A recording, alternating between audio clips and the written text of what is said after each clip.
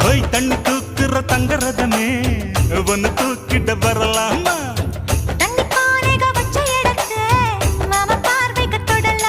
அடி குலுங்குது இடுப்பு குளிருது நெருப்பு பக்கம் வந்து தொடலாமா